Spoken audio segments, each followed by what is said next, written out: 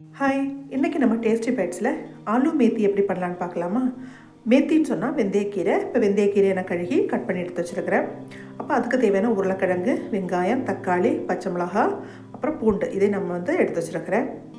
இப்போ கட் பண்ணி வச்சுருந்தா அந்த வெந்தயக்கீரையை கடாயில் கொஞ்சம் எண்ணெய் ஊற்றி சீரகம் பொரிஞ்சதுக்கப்புறம் நம்ம இதை போட்டு வெங்காயம் போட்டு நல்லா வதக்கலாம். வெங்காயம் ஒரு விதம் வதங்கினதுக்கப்புறம் நமக்கு கட் பண்ணி வச்சுருக்கிற உருளைக்கிழங்கு எடுத்து போட்டுட்டு உப்பு போட்டு கொஞ்சம் மூடி வைக்கலாம்.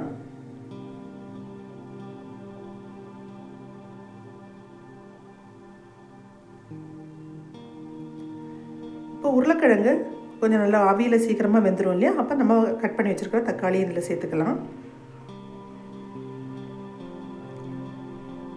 தக்காளி ஒரு விதம் வதங்கினதுக்கப்புறம் இதில் நம்ம கட் பண்ணி வச்சுருந்த பச்சை மிளகாவையும் சேர்த்துக்கலாம்.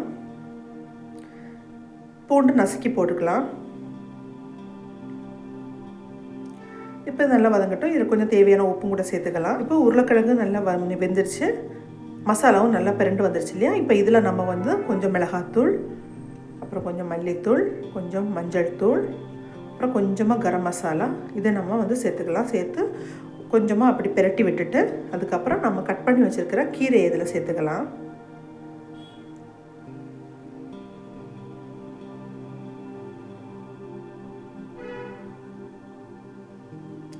கீரை ஊற்றி சேர்த்ததுக்கப்புறம் தண்ணி எதுவுமே ஊற்றக்கூடாது. இது ஆவியிலே சீக்கிரமாக வெந்துடும். இந்த கீரை ஒரு நிமிஷம் மூடி வச்சுட்டு நல்லா பிரட்டி திருப்பி போடலாம்.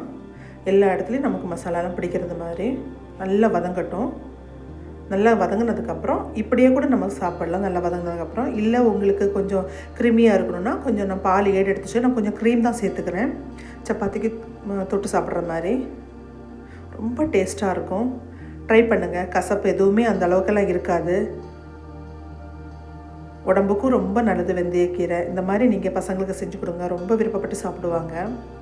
நம்ம சப்பாத்தி எடுத்து ரோல் பண்ணி சாப்பிட்லாம். இல்லை இதே நம்ம தொட்டுக்காவும் எடுத்துலாம். சாதத்துக்கும் ரொம்ப நல்லாயிருக்கும். இதை நீங்கள் ட்ரை பண்ணி பாருங்கள். உங்களோட கமெண்ட்ஸை சொல்லுங்கள். தேங்க்யூ.